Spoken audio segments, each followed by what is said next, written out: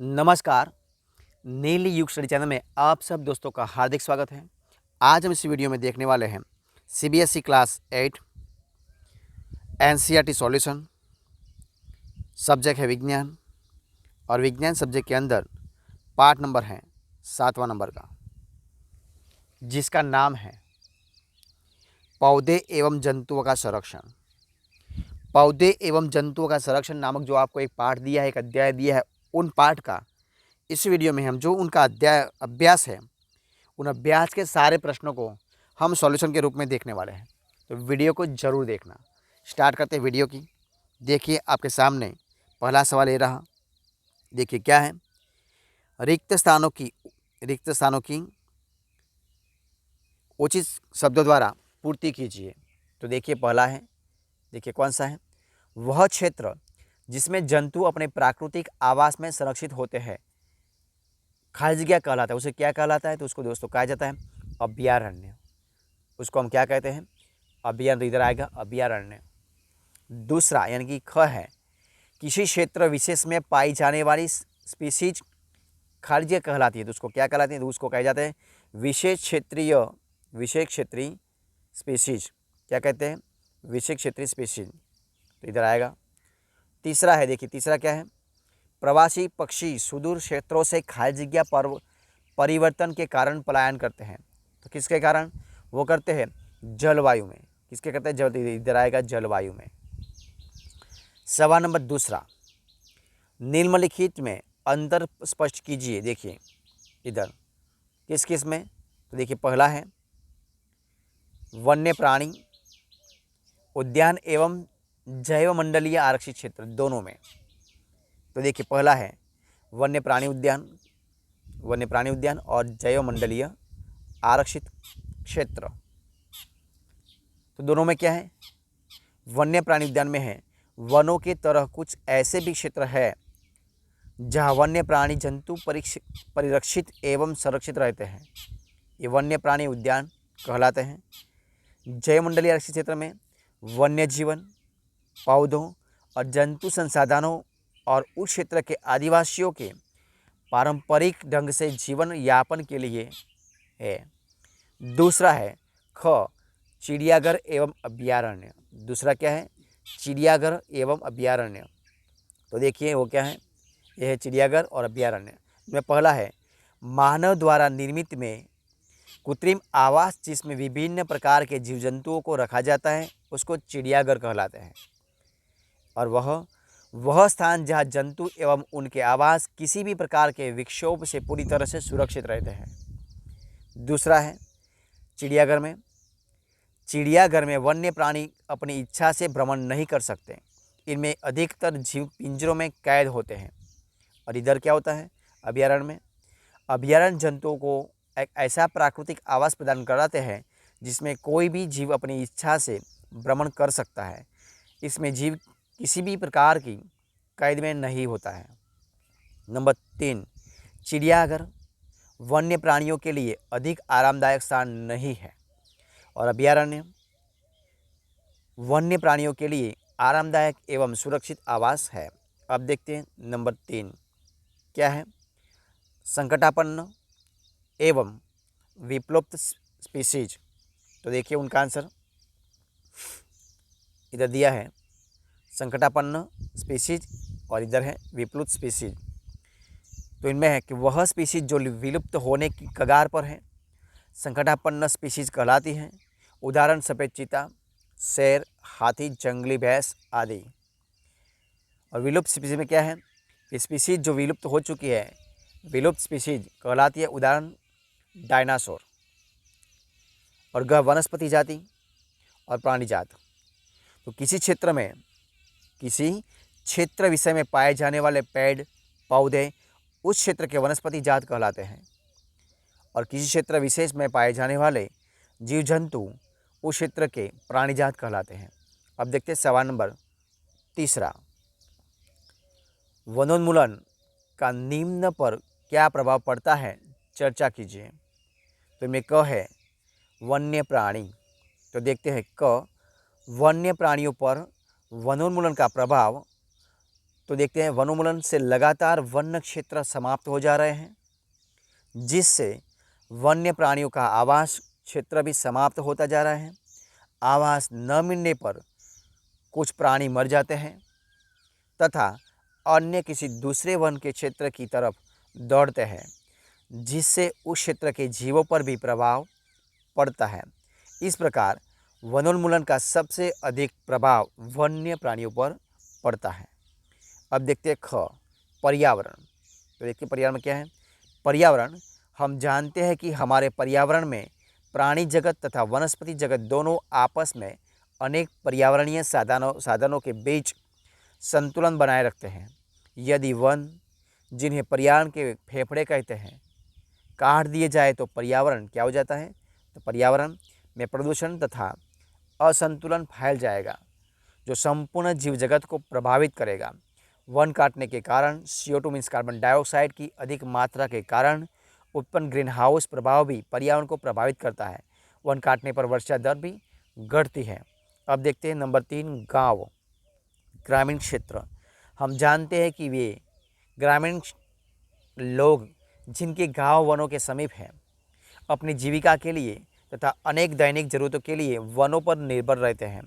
अतः यदि वन काटने दिए जाएंगे तो इन लोगों का जीवन बहुत अधिक प्रभावित होगा। इसके साथ साथ वन काटने पर फैला पर्यावरण प्रदूषण तथा असंतुलन ग्रामीण तथा शहरी दोनों क्षेत्रों को प्रभावित करता है। अब देखते हैं ग, शहरी क्षेत्र। तो शहरी क्षेत्रों में चलने वाले उद्योगों तथा फैक्ट्रियों में वनों से प्राप्त कई प्रकार के कच्चे पदार्थों का प्रयोग किया जाता है। यदि वन समाप्त हो जाएंगे तो शहरों में औद्योगिकरण सबसे अधिक प्रभावित होगा। साथ ही वनोन्मूलन के कारण उत्पन्न हुआ वायु प्रदूषण, ग्रीन हाउस प्रभाव भी शहरी क्षेत्रों को बहुत अधिक प्रभावित करता है। अब देखते हैं ड, उसमें क्या है। ड, पृथ्वी। तो वन वर्षा लाने में सहायक होते हैं, CO2 तथा O2 के बीच संतुलन बनाए रखते हैं, वायुमंडल में CO2 मीन्स कार्बन डाइऑक्साइड की मात्रा को नहीं बढ़ने देते। लेकिन यदि वनोन्मूलन हो जाएगा तो पृथ्वी पर CO2 मीन्स कार्बन डाइऑक्साइड की मात्रा अधिक होने के कारण ग्रीन हाउस प्रभाव उत्पन्न हो जाएगा, जो पृथ्वी के ताप को बढ़ा देगा, जिससे पृथ्वी का संपूर्ण जीव जगत प्रभावित हो सकता है। अब देखते हैं अगली पीढ़ी। हम जानते हैं कि वन हमारे प्राकृतिक संसाधनों में से एक है। हमारा यह कर्तव्य बनता है कि हम अपनी प्राकृतिक धरोहर को अगली पीढ़ी के लिए बचा रखें, अन्यथा हमारी अगली पीढ़ी वनों से वंचित रह जाएगी और उन्हें वनोन्मूलन से उत्पन्न हुई सभी परेशानियों से गुजरना पड़ेगा। अब देखते हैं सवाल नंबर 4, क्या होगा यदि ये सब होगा तो देखते हैं क्या होगा। क, हम वृक्षों की कटाई करते रहे तो क्या होगा। तो देखिए उनका आंसर है क, हम वृक्षों की कटाई अगर लगातार इसी दर से करते रहेंगे तो कुछ समय पश्चात हमारे अधिकतर वन क्षेत्र समाप्त हो जाएंगे। वनोन्मूलन से पृथ्वी पर ताप एवं प्रदूषण के स्तर में वृद्धि होती है।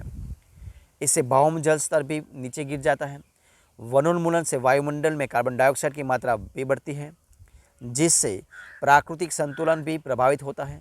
यदि वनों में कटाई अनवरत चलती रही तो वर्षा एवं भूमि की उर्वरता में कमी आ जाएगी। इसके अलावा सूखे तथा बाढ़ जैसी प्राकृतिक आपदाओं की संभावना भी बढ़ जाएगी। अब देखते हैं ख, किसी जंतु का आवास बाधित हो जाएगा तो क्या होगा। तो यदि किसी जंतु का आवास बाधित होता है तो यह उस जंतु के अस्तित्व के लिए सबसे बड़ा खतरा पैदा कर सकता है। अब देखते हैं ग, मिट्टी की ऊपरी परत अनावरित हो जाए तो क्या हो जाएगा। तो देखिए उनका आंसर है, यदि मिट्टी की ऊपरी परत अनावरित हो जाएगी तो मिट्टी की परत हटने से उसके नीचे की कठोर चट्टानें दिखाई देने लगेंगी। इससे मृदा में ह्यूमस की मात्रा में कमी होती है तथा इसकी उर्वरक शक्ति भी अपेक्षाकृत कम होती है। धीरे धीरे उर्वर भूमि मरुस्थल में बदलनी शुरू होती है। यह मरुस्थलीयकरण कहलाता है। अब देखते हैं सवाल नंबर 5। देखिए क्या होता है, संक्षेप में उत्तर दीजिए। में पहला है, देखिए क्या है। क, हमें जैव विविधता का संरक्षण क्यों करना चाहिए। तो देखिए उनका आंसर आपके सामने दिया हुआ है। हमें हमारी जैव विविधता को बचाना चाहिए, क्योंकि एकल जीव का पृथ्वी पर अस्तित्व संभव नहीं है।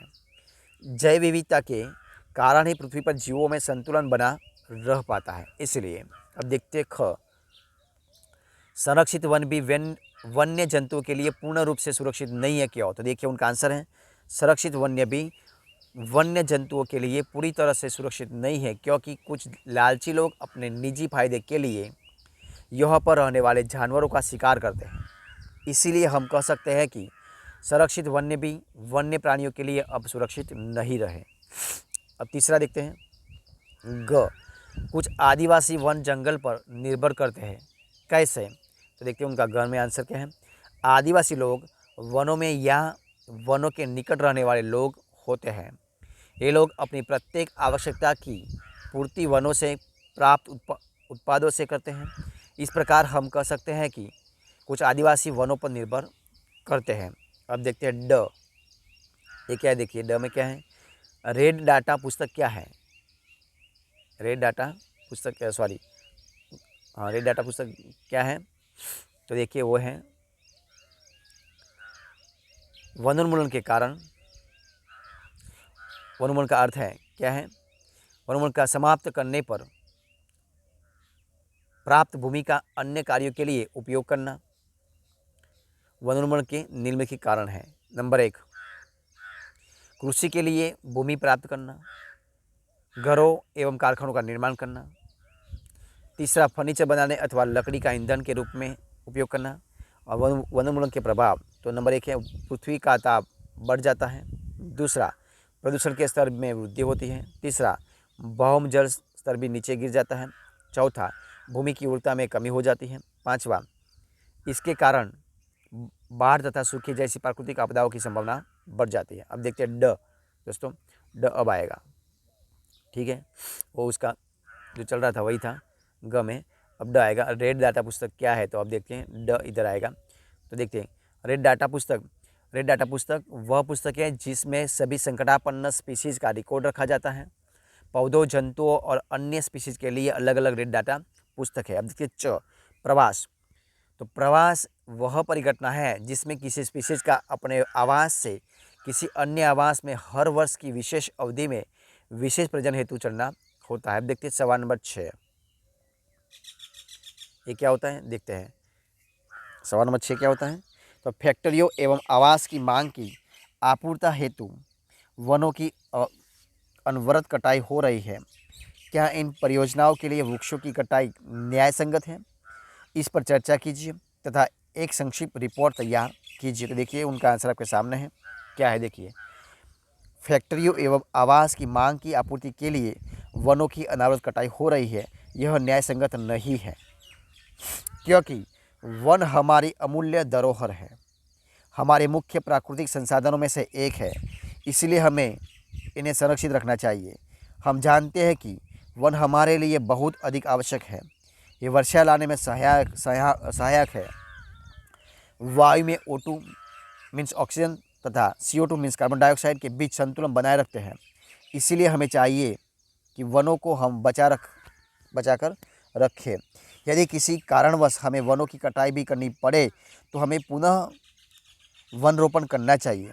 जहाँ तक संभव हो सके हमें वन उत्पादों को अन्य किसी दूसरे पदार्थों से बदल लेना चाहिए।